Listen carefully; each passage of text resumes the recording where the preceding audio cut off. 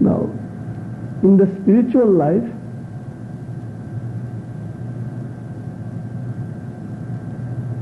aspiration and willpower go together. Like mother and father, we need both mother and father. Now, what is aspiration? What does aspiration do? Aspiration is our inner cry for the highest. And what does aspiration do? Aspiration helps us in minimizing and in diminishing our desires. Once our desires are diminished, we feel peace within and without. We feel joy, delight. We feel that our source is delight, and we are in delight, and into delight we shall retire. Anandad bhoiva khallimani bhutani jayante anandena jatani jivanti anandam pranta visham vishanti. Thousands of years ago, the Vedic seers of the holy past sang this message. That from delight we came into existence, in delight we grow, at the end of our journey's close, into delight we retire. And now, willpower. Willpower is something that expedites our journey. We know that there is a destination, there is a starting point. Now, if you take help of the Indian bullock cart to reach our destination, it will take us years and years to reach our destination. But if you take help of the modern supersonic jet plane, it is a matter of a few hours. Now, without willpower, adamantine willpower, we accelerate our progress.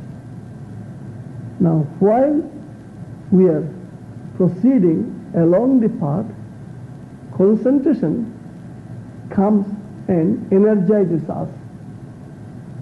Like a divine bullet, it makes us feel that we can run the fastest. And meditation comes and tells us that we have to dive the deepest. If you dive very deep, then there our goal abides. Contemplation says, you don't have to go anywhere. You don't have to go deep within. You don't have to go, you don't have to run. Just stay where you are. Only give to God what you have. What you have is inner cry. If what you are is ignorance. Give and become. It is in your self-giving that you become God. Now, in the spiritual life, a seeker feels that he can exist without everything. There comes a time in a seeker's life when he feels that he can exist without water, without food, without even air, but he cannot exist without God. At that time, God, that reality,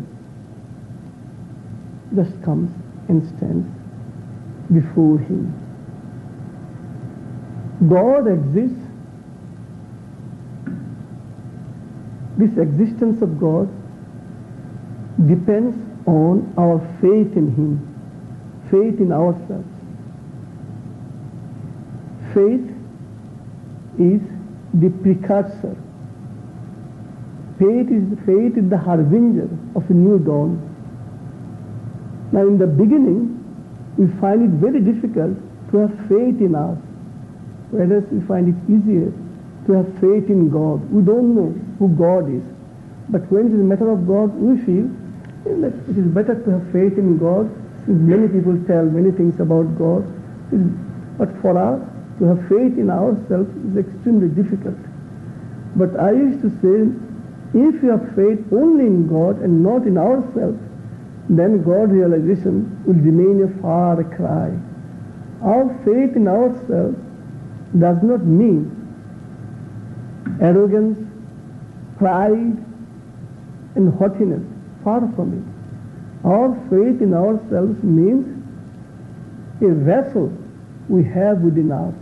We call it receptivity.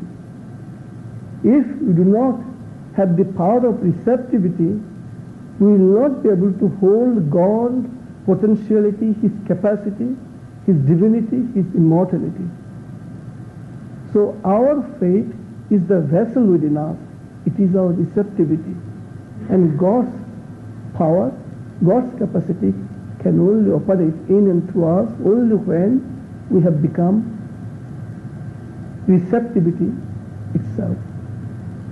Now, how do you increase our receptivity? If we want God's peace, light and bliss in infinite measure to enter into us and operate, how do we operate? How do we increase our receptivity? We increase our receptivity through conscious and constant offering of our gratitude, soulful gratitude to the inner pilot. We feel that the power of receptivity that we have, it is He who has given us. We feel that the aspiration that we have has come directly from God.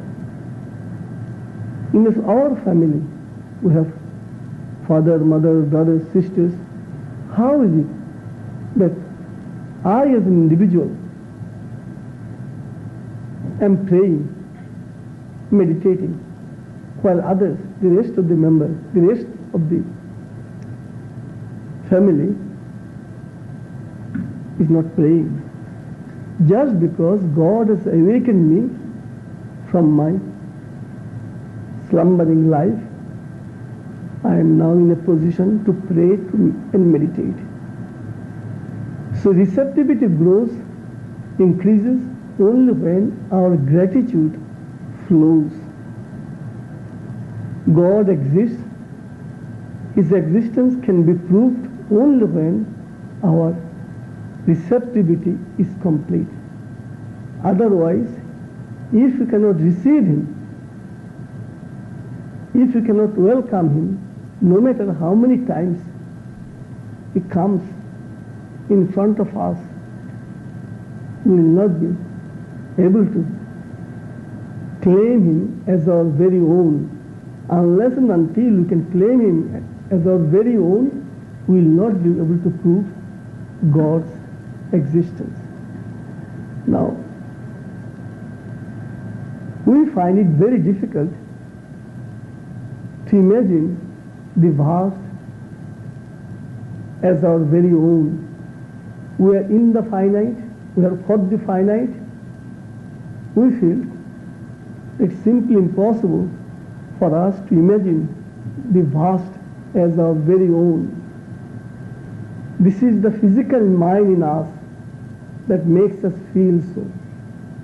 The mind in us always wants to experiment a truth or achieve a truth by cutting the truth into pieces in infinitesimal measure. But the heart does not do that. The heart does not break the truth into pieces. The heart wants to see the truth in its entire totality, wants to feel the truth, possess the truth, claim the truth as its very own in its entirety. How does the heart do? Heart is very wise. Heart goes to its elder brother, the most illumined brother, the soul. Heart frequently enters into the room of the soul, and when it comes back to its own abode, it comes with boundless light. The heart, our heart, aspiring heart, is inundated with light, and in the light, when we accept someone, we accept him in his entire existence. For the mind to accept God or any reality as a whole is impossible. The mind limits, the mind binds, the heart expands, the heart liberates. But this is the physical mind I am talking about. There is the illumined mind, there is intuitive mind. These minds right now is not in our possession. But when the physical in us, which is we call physical mind enters into the heart, and the heart takes the mind into the soul, the mind becomes liberated as the soul is liberated, as the heart is liberated from the light of the soul, as the soul is liberated from the consciousness light of the Supreme.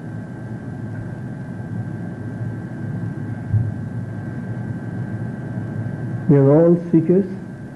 For us, God does exist. It is a matter of hours.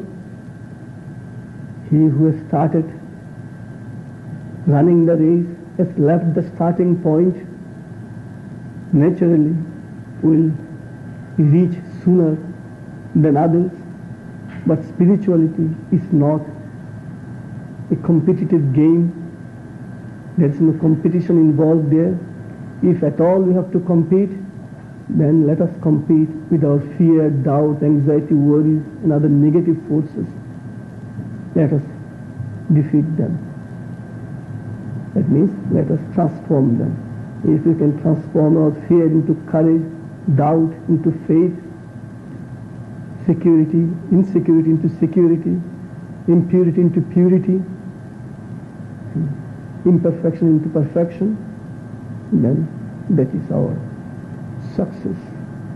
Now again, in the spiritual life, we don't give importance to success. We give all importance to progress. Success lasts for a few minutes, a few hours, or for a day or two. But we cannot build our foundation on success, because we are not sure that every day or every hour we are going to be successful. Today we are successful, tomorrow we may have to accept failure. But progress is something that we have all the time, we have been making the progress.